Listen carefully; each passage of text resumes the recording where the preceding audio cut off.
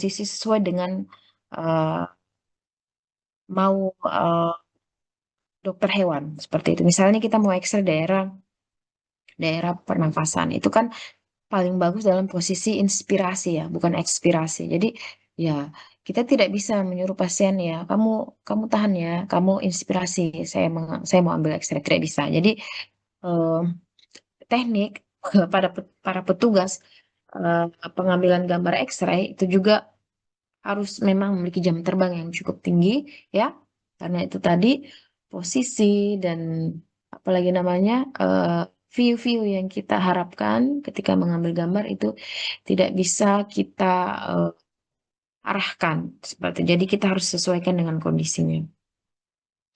Kemudian yang berikutnya ada tipe image intensifying screen. Nah, kalau ini jenis kaset dengan lapisan khusus ya. Jadi biasanya lapisan khususnya ini dia akan merubah sinar X menjadi cahaya tampak ya. Kemudian film melekat tanpa ada jarak. Kemudian bahan dasarnya berupa plastik, metal ringan, serat fiber. Kemudian ini dia radiasinya biasanya lebih rendah, biasanya turun hingga 20%. Kalau kalian lihat di sini dia berlapis-lapis juga ya. Jadi ini bagaimana apalagi namanya? eh, jenis intensifying screen ya ketika terjadi kontak pada kaset.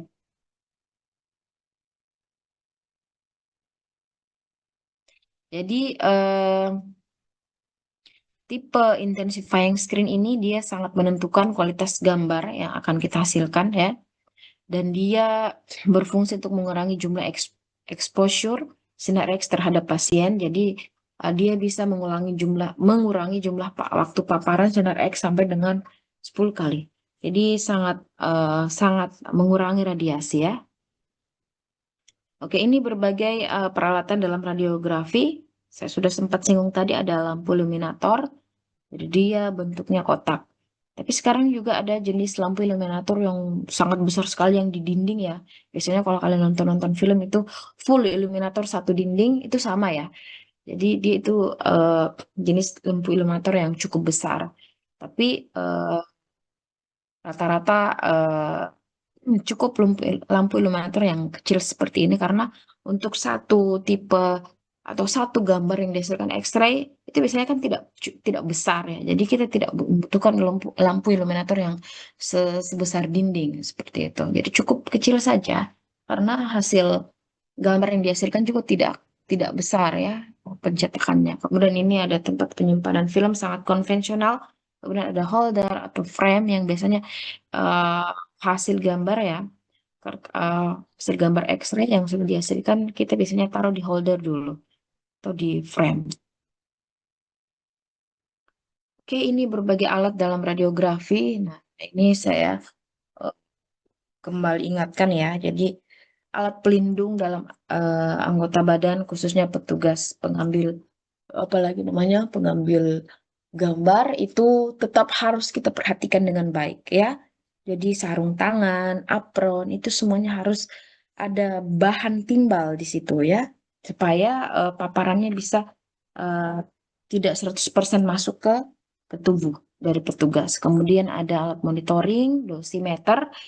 Ini harus sering kita lakukan evaluasi bagaimana jumlah paparan radiasi dari petugas. Kemudian ada alat pengerum film, kemudian ada kaset dan juga berbagai alat bantu dalam fiksasi hewan. Oke, kita masuk di konstruksi kamar ya. Nanti ada kamar gelap dan ada kamar terang. Oke, jadi ini konstruksi kamar gelap ya. Jadi ada daerah basah sebelah kiri, kemudian daerah kering ya di sebelah kanan. Jadi daerah basah ini adalah meliputi bak ya yang berisi eh, cairan, ada developer, kemudian ada fixer, dan juga air yang mengalir. Kalau daerah kering itu meliputi lemari ya. Pokoknya hasil gambar X-ray yang sudah dihasilkan yaitu disimpan di daerah kering. Jadi ini tidak boleh dicampur dan harus ada pembatas ya antara eh, ruang gelap dan ruang terang. Begitu SOP-nya.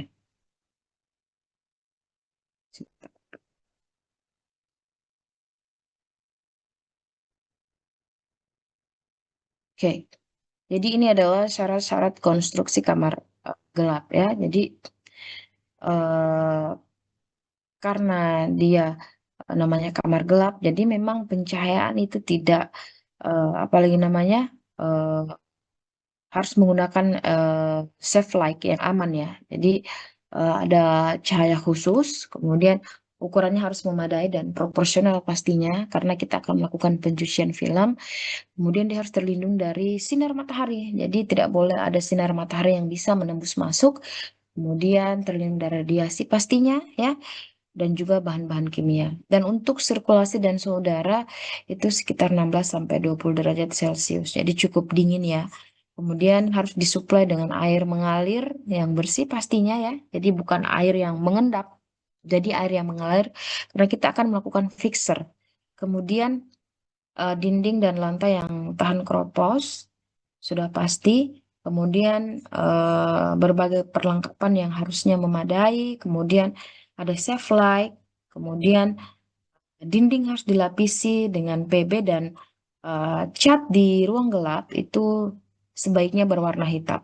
Dan untuk tata ruangnya sebaiknya berbentuk S. Jadi eh, berbentuk S memudahkan dalam eh, tahap-tahap dalam pencucian film.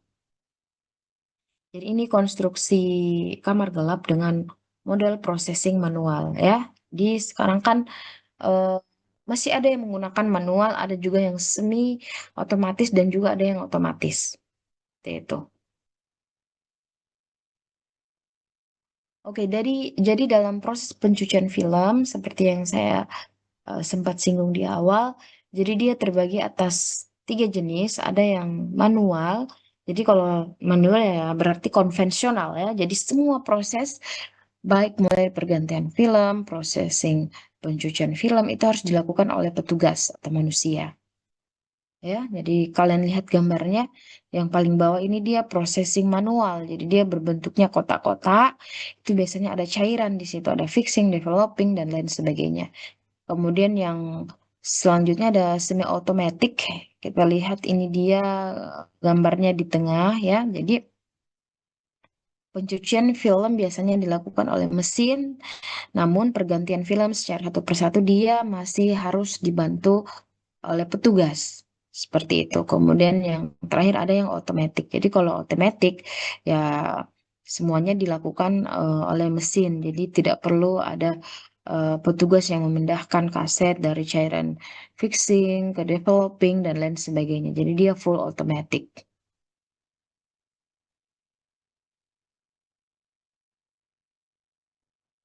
Oke, tahapan pencucian film ya. Ini penting untuk kalian ketahui ya.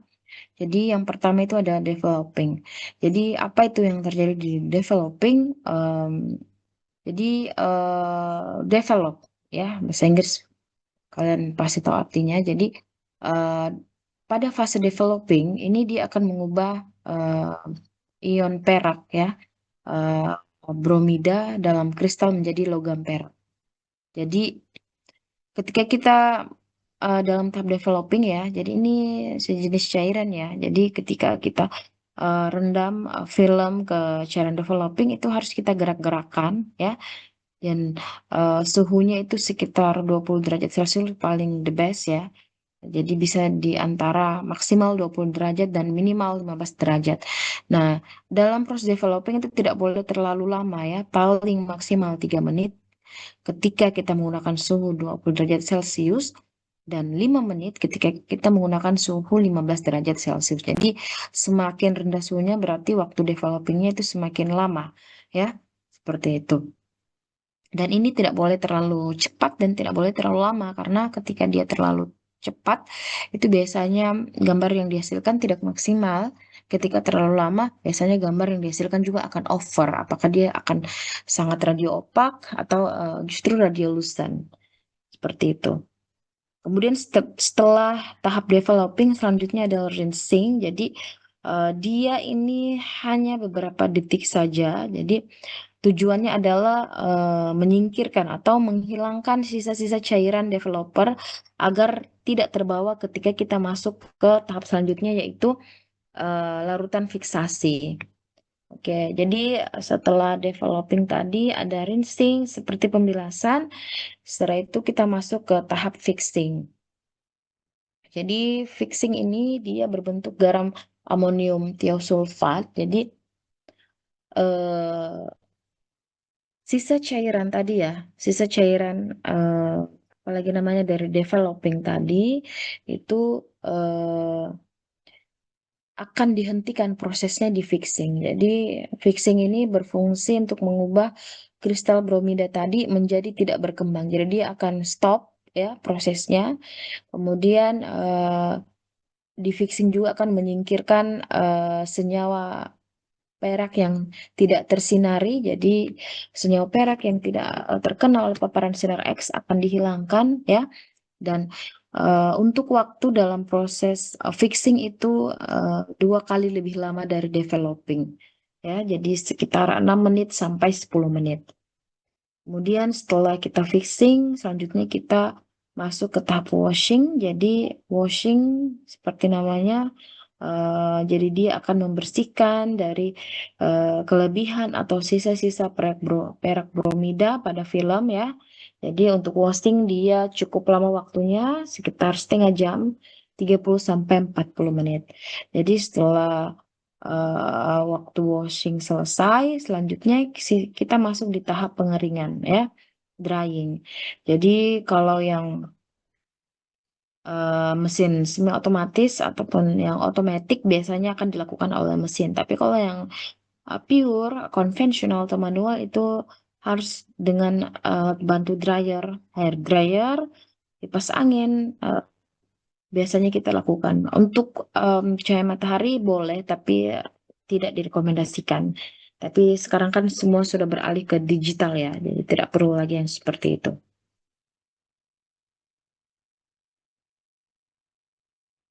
Oke, jadi ini dia tahap processing manual. Jadi kalau kita visualisasikan ke dalam gambar kurang lebih seperti ini. Jadi developingnya sekitar 15 menit, setelah itu kita pindahkan di rinsing 1 sampai 10 detik, setelah itu kita masuk lagi ke fixing sekitar 15 menit, setelah itu di washing 30 menit dengan menggunakan air mengalir, setelah itu kita masuk ke tahap drying ya, pengeringan film yang sudah tadi dilakukan proses pencucian. Jadi kalau yang semi otomatis biasanya tidak apalagi namanya mesin yang akan memindahkan ya filmnya dari developing ke rinsing, kemudian ke fixing dan washing ya. Jadi tidak perlu petugas memindahkan secara manual. Hmm, Oke. Selanjutnya ini juga sangat penting sekali ya setelah kita apalagi namanya eh, sudah melakukan proses pencucian, yang paling penting itu adalah kita harus memberikan kode dari hasil ronsen, hasil X-ray-nya. Jadi nomor arsip tidak boleh dilupa sebagai apalagi namanya sebagai data kita, kemudian apa penderita, pemilik, kemudian tanggal pengambilan foto, signalman, dan lain sebagainya itu sangat penting sekali. Kenapa kita harus lakukan pemberian kode secara detail dan apalagi namanya tersusun, yaitu nanti akan memudahkan kita dalam eh, mencari historinya. Suatu saat kita eh, datang pasien yang sama itu kita bisa lihat historinya ya, karena kasus berulang itu sangat mungkin sekali terjadi ya. Sangat mungkin sekali terjadi. Jadi kalau kita punya backup data yang lengkap, itu sangat memudahkan dokter hewan untuk melakukan diagnosis dan juga melakukan tindakan. Oke, ini adalah jenis-jenis kesalahan yang terjadi pada film radiografi ya. Biasanya ketika dalam proses pencucian itu terjadi uh, misalnya kerusakan cairan atau misalnya waktu terlalu lama, biasanya dia akan muncul kerusakan-kerusakan seperti ini. Jadi bisa terlalu radiolucent ya, terlalu gelap sehingga kita susah melakukan evaluasi. Bisa juga dia terlalu radio opak ya, terlalu terang. Kemudian biasanya juga ada warna yang seperti eh, terlalu kelabu. Kemudian kalau dia terlihat dua gambar, ini bisa jadi dalam proses pencucian, bisa jadi ketika dalam proses pengambilan gambarnya tidak teranestesi dengan baik ya, atau tidak terhandle dengan baik sehingga gambar yang dihasilkan dia seperti berbayang. Seperti itu. Kalau sudah seperti ini ya akan sangat sulit kita melakukan diagnosis ya, apakah ini normal atau kesalahan gambar ya, itu harus diperhatikan dengan baik. Kemudian warna film kecoklatan atau gambar justru kabur. Nah, itu sangat disayangkan sekali karena untuk satu kali pengambilan X-ray itu tidak murah ya, sekitar 250.000 untuk satu view. Jadi kalau misalnya kita mengambil dua view lateral, kemudian ada DV dorsoventral, kemudian hasilnya tidak ada yang bisa eh, kita baca dengan baik, ya itu sudah 500.000. Jadi harus diperhatikan dengan baik karena klien eh, akan mengeluarkan budgeting ya untuk pengambilan gambar seperti ini. Kemudian selain itu biasanya ada juga banyak bayang-bayang. eh, Kemudian apalagi yang seperti titik-titik hitam ya. Nah, ini biasanya kasetnya yang bermasalah. Jadi harus kita perhatikan dengan baik. Berbagai equipment yang ada harus dikontrol. Makanya pengontrolan ya, alat-alat yang dibutuhkan dalam mesin sinar X itu harus dilakukan secara rutin. Seperti itu. Bahkan digital pun kesalahan-kesalahan seperti ini sangat mungkin sekali terjadi. Ya, seperti itu. Oke, saya rasa untuk materi ini cukup. Mungkin ada yang mau ditanyakan?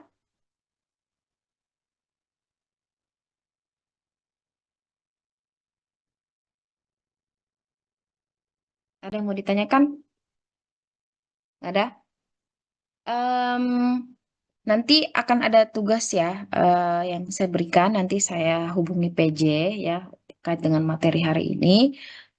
Kalau misalnya tidak ada yang mau ditanyakan, saya rasa perkuliahan kita cukup sampai di sini ya. Karena sebenarnya ini settingannya dia harusnya offline, tapi karena online ya jadi waktunya lebih sedikit. Nggak apa-apa. Mungkin masih ada yang mau pergi Mas Tiara ya. Silahkan pergi Lebaran ya. Silaturahmi sebelum balik ke Makassar. Oke, terima kasih semuanya. Kalau misalnya tidak ada pertanyaan, nanti PJ tolong WA saya ya untuk tugas tambahannya. Sampai ketemu minggu depan. Saya rasa cukup. Saya akhiri pertemuan kita. Assalamualaikum warahmatullahi wabarakatuh. Waalaikumsalam.